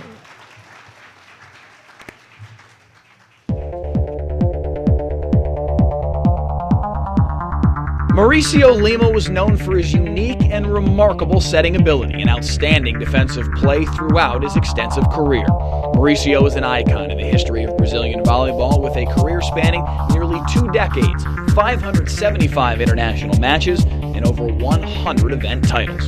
Maurício bridges Brazil's early success in the 1990s to its run of dominance at the start of the 2000s. He's one of only 2 male volleyball players to compete in 5 Olympic Games, matching a record held by Italy's Andrea Gianni, who was inducted into the Volleyball Hall of Fame in 2008. After a 4th place finish at the 1988 Seoul Olympic Games, Maurício helped Brazil Brazil to Olympic Games gold with a triumph over the Netherlands in the 1992 Barcelona Olympic Games, and again in the 2004 Athens Olympic Games with a win over Italy. Overall, Brazil won 4 FIVB World League titles with Maurício on the roster. They had 2 silver medal finishes and 4 bronze medal finishes in that time. In addition, Brazil won 4 World Cup events during Mauricio's career. Maurício played professionally in Brazil and Italy, winning 2 Brazilian League Champion Cups, 7 Brazilian League Championships, and 5 South American Championships with Benespa, Olympiacos, and Minas Tennis Club. While in Italy, Maurício helped his Daytona Modena team to an Italian club championship in 1993, the CEV Championship with Macerata in 2005. Maurício was named the best defensive player at the 1990 World Championships in Brazil, and best setter of the 1992 Olympic Games, the 2002 FIVB Volleyball Men's World Championship, and the 1993 FIVB World League. For his unique setting delivery and ability to create hittable balls out of difficult passes from anywhere on the court, we welcome Maurício Lima as a 2012 inductee to the Volleyball Hall of Fame. Ladies and gentlemen, Maurício Lima.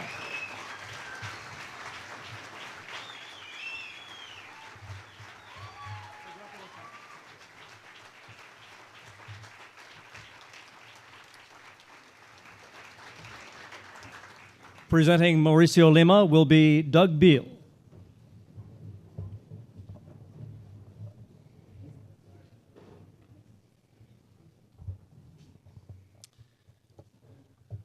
Mike talked about the special relationship that exists between Brazil and the United States. We don't always talk about it as a relationship. Sometimes we use other words. But there is a ton of respect, an enormous amount of respect. So it's a pleasure for me to introduce this remarkable setter, this remarkable player, who bridged 2 eras in Brazil's history of their men's team. Again, you heard almost all the accomplishments. They're stunning. You know, it's very unusual for a setter to dominate a team.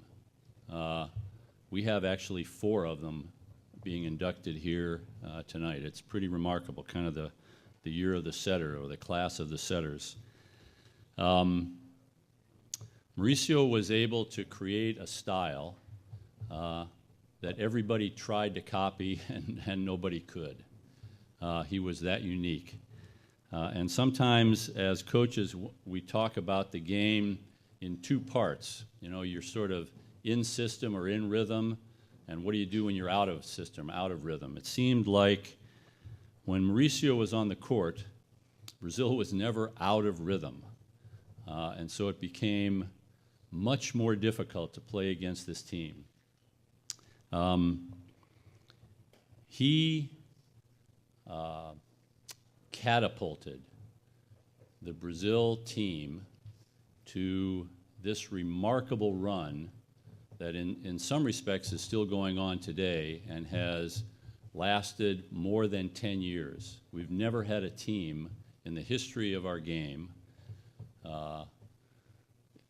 women, men, that have dominated the sport like the Brazil men have. He won 4 World Cups. I can't imagine how difficult it is to win 1 World Cup. He won 4. And he created a characteristic to the team that was unique and special, and something everybody was aspiring to, and yet, of course, couldn't reach. 2 gold medals, multiple championships in Italy and Brazil. I can't even tell you how many South American championships. This is really one of the most remarkable achievers in the history of our sport. It's my pleasure to introduce to you Maurício Lima.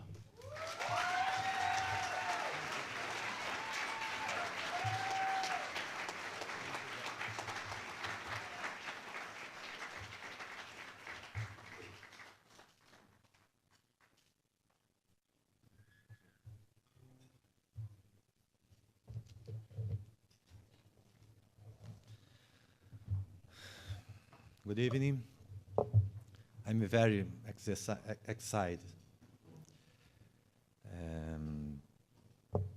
Oh my God, and still need to speak English. Mike Dodd speaks Portuguese better. I speak English. Really. Tonight is very important to me. Then I to try to speak English. Okay.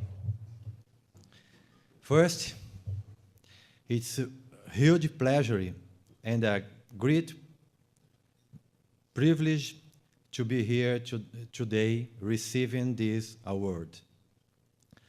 It makes me proud to be the first athlete of the Brazilian Olympic golden generation to be included in the Volleyball Hall of Fame. This is a result of many years of dedication and love to this sport, and begin recognized after 23 years of career is very rewarding. I was inspired by the Brazilian silver volleyball generation. I was 14 years old when I started my career in Clube Fonte São Paulo. Since then, I moved toward the dream of becoming a major volleyball player. Things happened really fast in my career. When I was 20 years old, I played my first Olympic game. I had the pleasure of playing 5 Olympic games, but without a doubt, the highlights were the 2 gold medals, 92-04.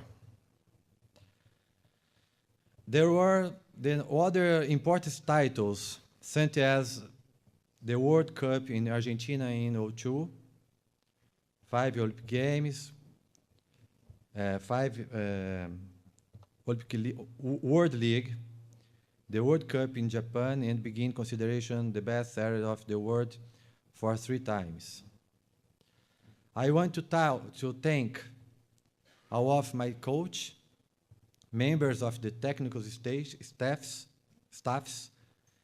and all the players who played by my side. Finally, I want to especially thank all my family, present in all moments. You were the pillars which have always supported my career and my life. My mother, my brothers,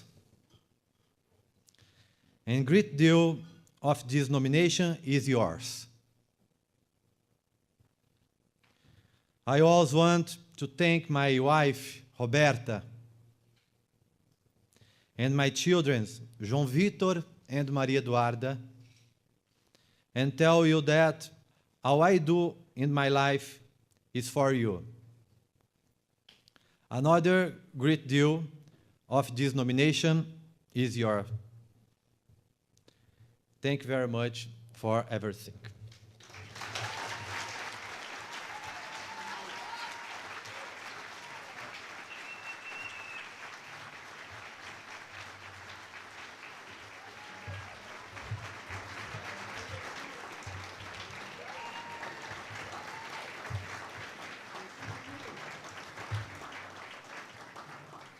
Muito obrigado. Congratulação. Our next inductee this evening is Georgy Mondzolevsky of Russia, enshrined as a player.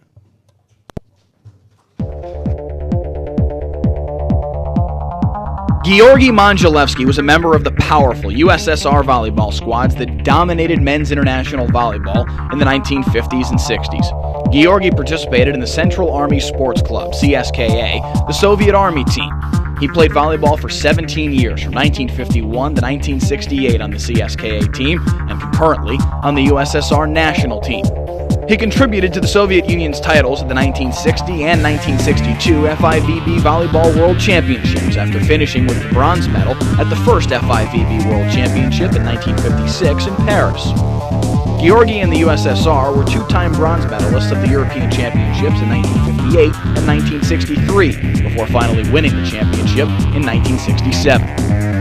Georgy helped his CSKA Moskva club team to 2 European Champions League titles in 1960 and 1962. During his career, Georgy won 8 USSR championships with 2 different clubs, as well as a bronze medal in 1955. As its setter, Georgy paced the Soviet Union to the first 2 titles in Olympic Games volleyball history, at the 1964 Tokyo Games and the 1968 Mexico City Games. Not just an outstanding setter, Georgy was also an exceptional all-around player. He received the USSR Honorable Master of Sport Award in 1960, was included in the list of the strongest players of the USSR from 1959 to 1969, and was awarded 2 Orders of Honor. Georgy retired as a lieutenant colonel from the Soviet military and authored the book Generosity of the Player in 1984.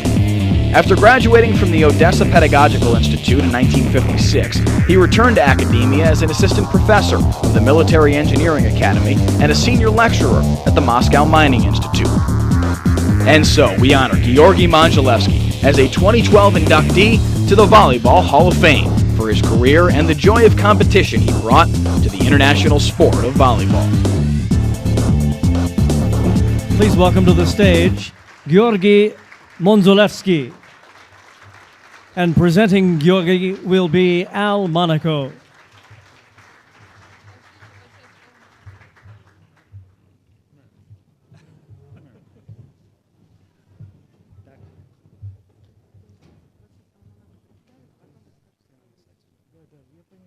I'm responsible for the old guys here because, once again, I had the honor of learning about Georgy through Harry Wilson's International Volleyball Review, a bit of exposure to the 1964 Olympic Games, where he won the gold medal in the first Olympic outing for volleyball with his dear friend and my dear friend Yuri Chesnikov, who's already in the hall.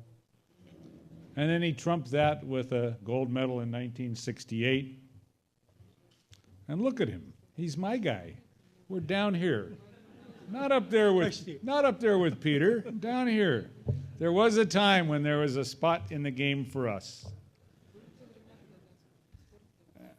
And through my friendships in the Soviet Union and through my desire to learn all I could about the early days of the sport, I knew that this guy was something special. And when I finally met him the other day, it proved out to be exactly right. There's something special about the charm and the nature and the style of this guy that you just gotta love. And now, like Chesnikov, he is my brother in volleyball.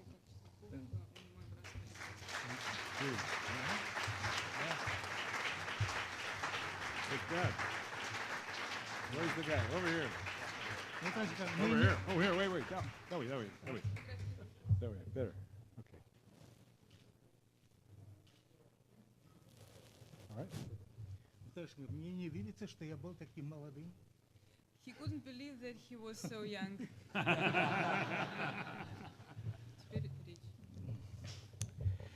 Прежде всего, мне хочется сказать, что я сейчас глубоко сожалею по поводу того, что я недостаточно тщательно изучал в школе английский язык. First of all, I'm very sorry that at school I didn't study English language very good.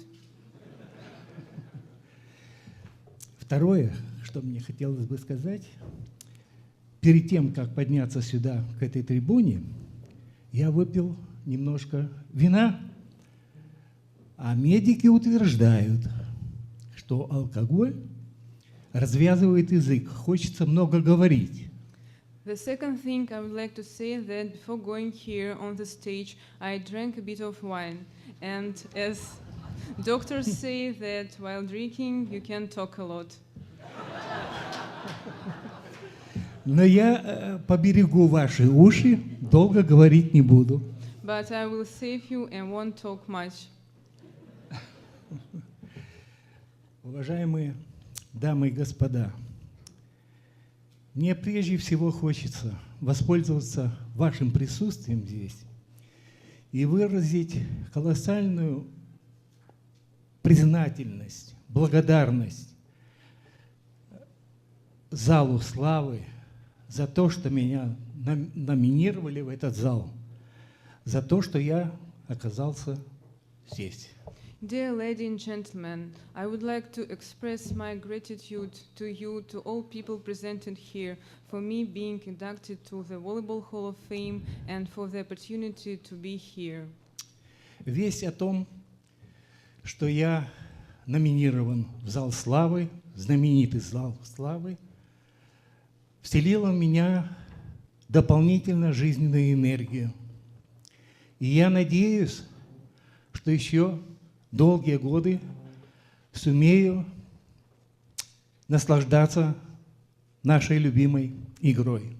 The news that I am nominated into the Volleyball Hall of Fame filled me with more energy, and I hope that with this energy I will be able to enjoy our favorite sport for many years. Прежде чем приехать сюда, я подумал, я знал, что дорога непростая, 10-часовой перелет из Москвы до Нью-Йорка. Я знал, что у меня есть, как у большинства, наверное, пожилых людей, есть какие-то проблемы со здоровьем. Небольшие, правда, но есть. Но я твердо решил. Дальше, да? Можно дальше, нет? Before going here, I had a second thought because it's a long flight from Moscow to New York, 10 hours, and as many retired people, I have some problems with health. Я твердо решил, что я обязательно должен приехать сюда, на родину волейбола, и пожать руки тем людям, которые способствовали тому, чтобы я был в зале волейбольной славы. But I made a decision to come here to shake hands and to express my gratitude to the people who made all this possible. Я очень благодарен за теплый прием. Честно говоря, вы знаете, ощущаешь комфорт, такой внутренний комфорт от пребывания на родине волейбола. Once again, thank you for your warm welcoming, because you really feel warm inside for your kindness. В мире очень много, миллионы волейболистов. То есть люди, которые участвуют в соревнованиях, занимаются профессионально или полупрофессионально, любительские, но волейбольных команд масса. И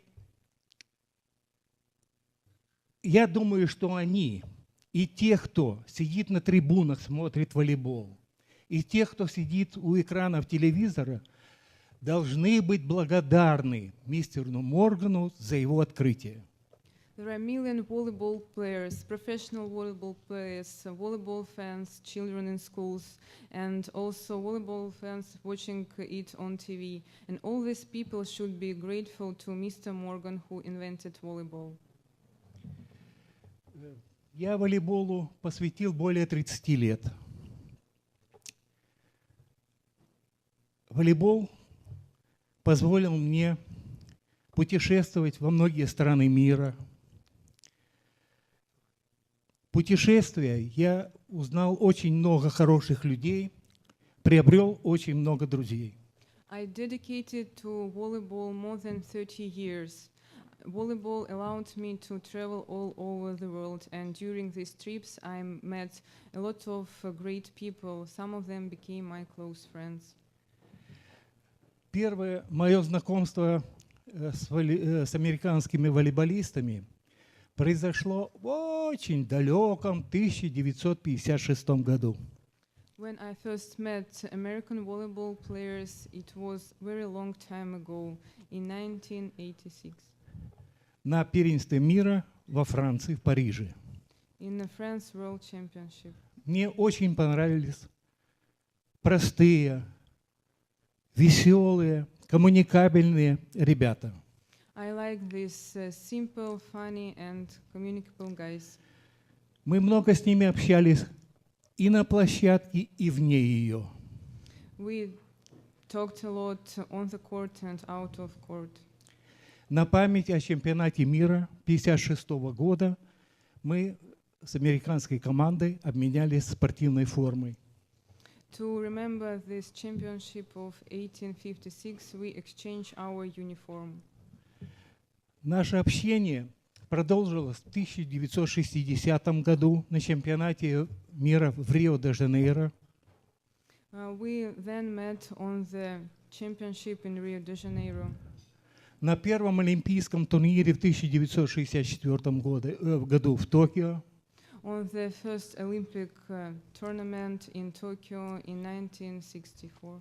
И я наблюдал, что с каждым годом, с каждым соревнованием мастерство американских волейболистов неизменно растет. And I saw with every year, with every championship, how they improved. Особо мне хочется в вашем присутствии вспомнить Олимпийские игры 1968 году в Мехико. I would like to remember Olympic Games in Mexico. Сборная команда Советского Союза на Олимпийский турнир приехала в качестве одного из фаворитов. Russian national team came to the Olympic Games as one of the favorites. И совершенно неожиданно в первый день Олимпийского турнира And very unexpectedly, on the first day of Olympic tournament, советская команда была нокаутирована американской командой. the USSR national team was defeated by the US team. Наша команда находилась в шоке. Our team was shocked. Нам пришлось очень много приложить и физических сил, и нервной энергии для того, чтобы успешно закончить олимпийский турнир и подняться на высшую ступеньку пьедестала почета. We had to do our best in order to finish this tournament successfully and to win it. Вы знаете, игру американских волейболистов мы имеем возможность наблюдать и сейчас. В России за российские команды, ну, примерно сейчас, не могу сказать, что это очень много, но где-то примерно 5 человек американских волейболистов выступают за различные российские клубы. Nowadays we can see how the US players perform, and if I'm not mistaken, in Russian championship, 5 American players are in Russian teams. И мне довелось, я считаю, что в этом отношении я счастливый человек, видеть игру великолепного американского связующего игрока Бола. I was lucky to see Ball playing.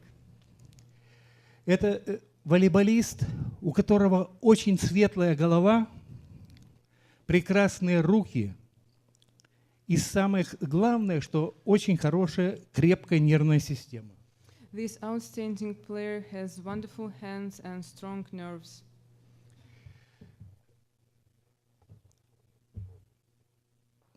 Что мне хотелось бы еще сказать?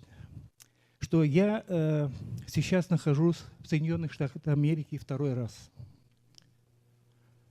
And what I would like to add is that now in the United States I am for the second time.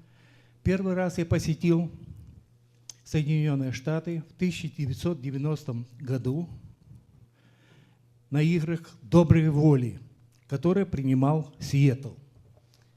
I first time visited the United States in 1990 on the Goodwill Games that were held in Seattle. Это были очень интересные и популярные соревнования между советскими и американскими спортсменами по нескольким видам спорта, в том числе и по волейболу.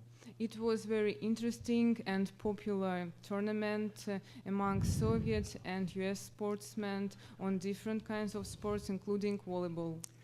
На этих соревнованиях я был в качестве почетного гостя. I was an honored guest on this tournament. И по договоренности, значит, гости должны были жить в американских семьях. And I lived in American family. Я жил в двух семьях по 5 дней. В одной семье 5 дней, в другой семье 5 дней. I lived in two families. First 5 days in one family and second 5 days in another. Практически не владея английским языком, а мои хозяева русским. I didn't speak English almost, and my hosts didn't speak Russian either. Однако мы с помощью жестов, мимики, отдельных слов находили общий язык. Though we were able to communicate with gestures, mimics, and kind hearts. И я пришел к выводу, что у нас очень много общего. And I made the conclusion that there are a lot of common between us. И я думаю, что мы должны приложить все силы для того, чтобы у нас на должном уровне было взаимопонимание, и мы, самое главное, мы должны сохранить мир. And we should do our best to cooperate and preserve peace. Я благодарен за то, что вы выслушали мое короткое сообщение. Еще раз я хотел бы сказать и поблагодарить всех тех людей, которые принимали участие в том, чтобы я находился здесь. Thank you very much.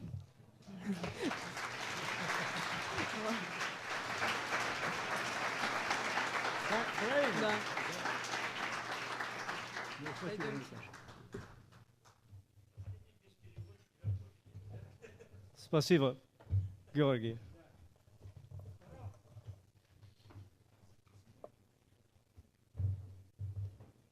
Our final inductee of the evening is Jeff Stork of the United States, enshrined as a player.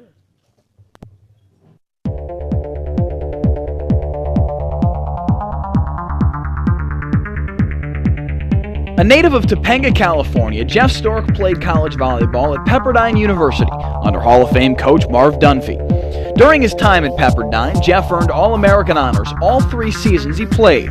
In 1983 and 1984, Pepperdine advanced to the NCAA title match, finishing second both times to UCLA. Stork garnered all NCAA tournament team honors in both seasons. After college, Jeff embarked on a 10-year tour of duty as a member of the U.S. men's national volleyball team. He would ultimately become a member of 3 U.S. Olympic teams and was the starting setter on the 1988 team coached by Dunphy that won a gold medal at the Olympic Games in Seoul, South Korea. He is regarded as one of the game's all-time best setters and gained an international reputation for his calm demeanor under pressure. Jeff is a highly decorated volleyball player and picked up many accolades and medals throughout his career, including being named the co-winner with Doug Partee of the 1987 USA Volleyball Players Award.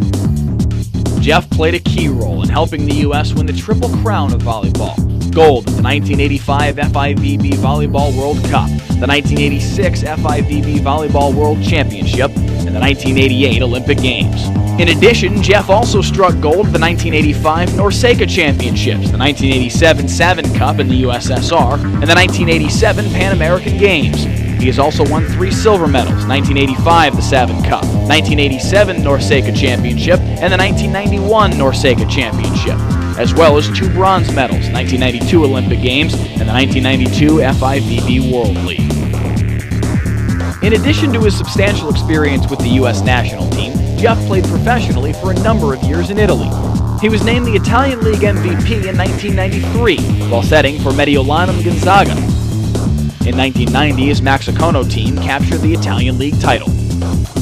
For his leadership and hand in helping the U.S. win the Triple Crown of volleyball, we welcome Jeff Stork as a 2012 inductee to the Volleyball Hall of Fame. Ladies and gentlemen, please welcome to the stage Jeff Stork. Presenting Jeff will be the head coach of the 1988 Olympic gold medalist USA team, Marv Dunphy. Kind of cool to see a video of my younger brother up there. You know, my dad told me if I ever had the opportunity to be in the presence of greatness, to take it, and that's the way I feel being in this room with these volleyball people and these great volleyball players and very great setters, the best setters to ever play the game. It's an absolute honor to be here. And Mike, you're a setter too. In the early 80s, I was coaching at Pepperdine and living in Topanga Canyon. And I went down to the U.S. Open Nationals in Arlington, Texas. I needed a hitter. I had one scholarship. And I watched this left-handed hitter, and he's pretty good, and the tournament was over. I'd never seen him play before. And I said, hey, I'm interested in recruiting you to Pepperdine, and things go pretty well. And I said, could I get your phone number? And he says, yeah, 310-455-3471. And I said, that's Topanga Canyon. That's where I grew up. And he said, that's where I grew up. And so I go all the way down to Texas to get a player from another generation. He comes to Pepperdine, and he's a very good hitter. So good that he wants to hit and only hit. And we get into this player-coach discussion. And I said, Jeff, 6'3" hitters are a dime a dozen. Your career will only go so far as a hitter. Jeff, you need to set for us. Pretty good touch on the ball. And he says, Marv, he says, I want to hit. And I said, you're going to set. I want to hit, you're going to set. And so he ends up doing both. And then you know what a great career he had as a setter. But also when we played the great Soviet team in the gold medal match at the Olympics in 1988, he was something like 12 for 15 as a setter who hit in the front row, 12 kills. And actually, Losev, the setter for the Soviet Union, was also left-handed. He'd hit one down, and then Jeff would hit one. Losev would hit one, then Jeff would hit two. And, you know, he is a great father. He's a great friend and a great volleyball player. And I'm very proud that he'll be going into the Volleyball Hall of Fame.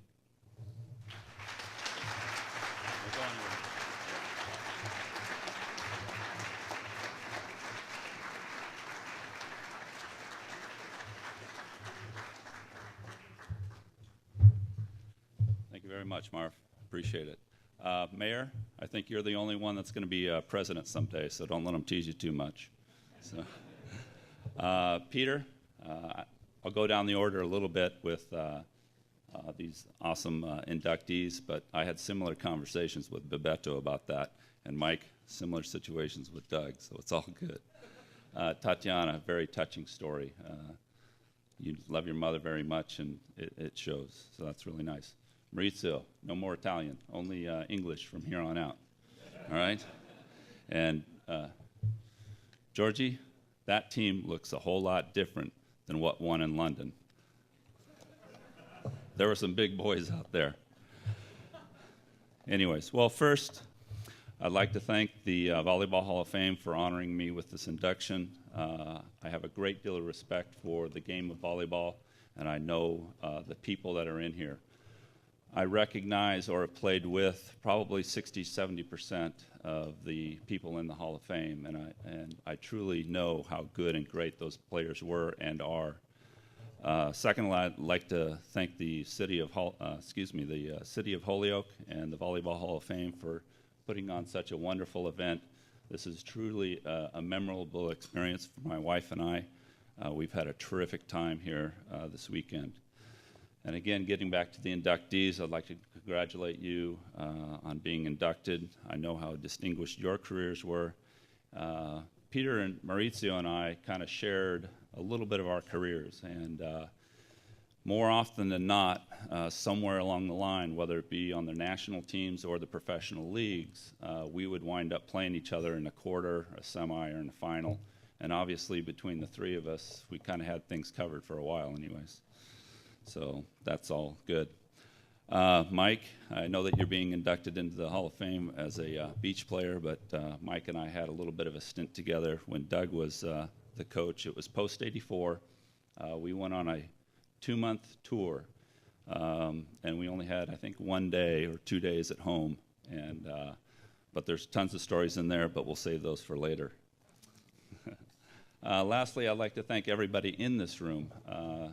We all love the sport of volleyball, and if it's not for you, we're not growing the sport. So thank you to everybody in this room.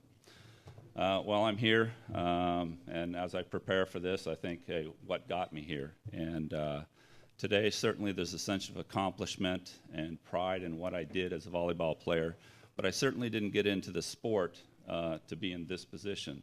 I love the sport, love to compete, and I played for the love of the game. And as I sit here today, you know, I'm sure, at least I think it this way, being from Topanga, is who would have thought that a kid from Topanga would wind up in this position, representing his country. I think that's extremely, I'm proud of that. Throughout my career, I've been fortunate to have family, friends, teammates, and coaches along the way helping me achieve success. Tonight, I'd like to thank some of those people who shaped me as a volleyball player, but also as a person. Well, we're going to get into family here. To my mother, she taught me that in some way everybody's special, and I still think of that today. My father, who taught me how to compete with honor, he was my biggest fan, and he was at every major event that I competed in. And there was always a go Stork at that Mauricio's mom is sharing with us, or I think it was Pat's mom, or son, I guess, doing the same type of thing. To my brothers and sisters, Michelle, Brian, David, Jennifer, and Kipper, they taught me how to care and compete at the same time. Obviously, with a family that big, you're doing something that's competitive along the way. To my teammates, volleyball is not an individual sport, and you cannot succeed alone. And Doug, I appreciate your comments yesterday at the ring bearing and the plaque ceremony, talking about how players like to play with me. Being a good teammate is probably the most important thing to me. Obviously, winning's important, but if you can't get players working together, you're not going to win. To the teammates on the national team, many of them are in the Hall of Fame today. We put in countless hours of extremely intense training in the gym. Marv actually provided the environment. Many of you know a man named Jim Coleman, who was part of that '88 team. Marv's the coach. Jim Coleman's a consultant coach type of thing.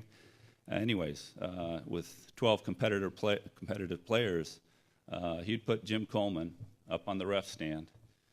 Marv knew he was bad. Jim knew he was bad. All the players knew he was bad at officiating. And then he would make bad calls, and we'd go at each other. And, you know, they didn't care. It just made us a little bit better, which is good. To the Italian Volleyball League and the Italian players, the Italian League for me was probably the best experience volleyball-wise for me in my lifetime. It was a true, you know, competitor's dream. To give you an example of that, in post-'92, there was Maurício won the gold. Well, the team won the gold. Peter won the silver. U.S. got the bronze. So there's 18 starters on that crew. 15 of them were in the Italian leagues that following year. You combine that with most of the great Italian players and also the Russian players and many other players around. It was a true competitor's dream, and I'm happy to be a big part of that. To my coaches, Marv Dumpy being the first, Doug Beal, Gary Sato, Bill Neville, Fred Sturm, Gianpaolo Montali, Babetto, which was always fun, Raul Lozano, and a Hall of Famer that showed up yesterday, which nobody expected, is Latanov. He was a coach my last year. I learned something from each one of them, and which made the player I am today. A little bit of a sidebar, Tom McCarthy, who was my agent, he provided me with opportunities into La Bella Vita, and my wife and I are extremely happy that he created those opportunities. Special thanks, Marv. In a lot of ways, we were involved probably, I think, 12 years, 8 of them as a player, 4 of them as a coach. And there's nobody that has influenced me more as a player than Marv Dunphy. We've had a personal relationship for over 30 years, and like Mike said, pretty special. One of the things that he always talks about is it's not where you are, it's who you are. And certainly, I certainly care who I am, and Marv was a big mentor for me in that regard. To my wife, Sabina, and our kids, certainly as we do things in life, we do them for a reason, we do them for a purpose, and my reasons and purpose are my wife and kids. So my induction tonight is based on achievements on the court, but for me, I like to remember and thank my family, friends, teammates, and coaches who are responsible for the development of me as a player and as a person. So thank you very much, and thank you.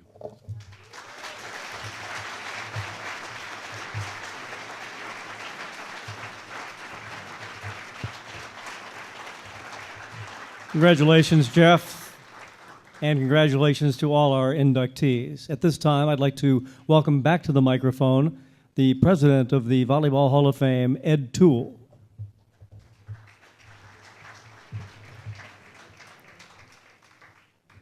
So my favorite part is listening to the inductees. So thank you, all 6 of you.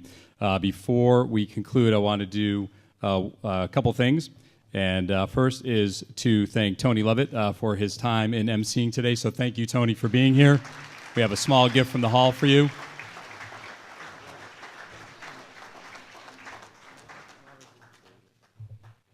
And to end the night, we have to officially induct our inductees and make them Hall of Famers. So I would ask all 5 to join Jeff up here as well. Please come back up.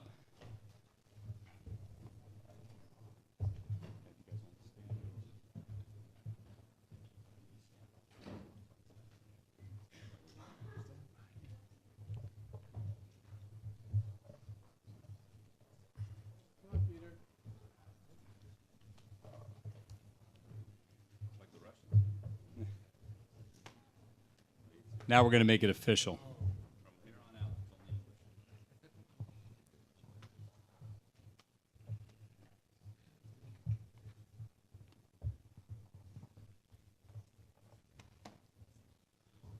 So by the authority entrusted to me by the Board of Directors of the Volleyball Hall of Fame and by the vote of the International Selection Committee, I hereby induct the class of 2012 into the Volleyball Hall of Fame on this day, October 20th, 2012.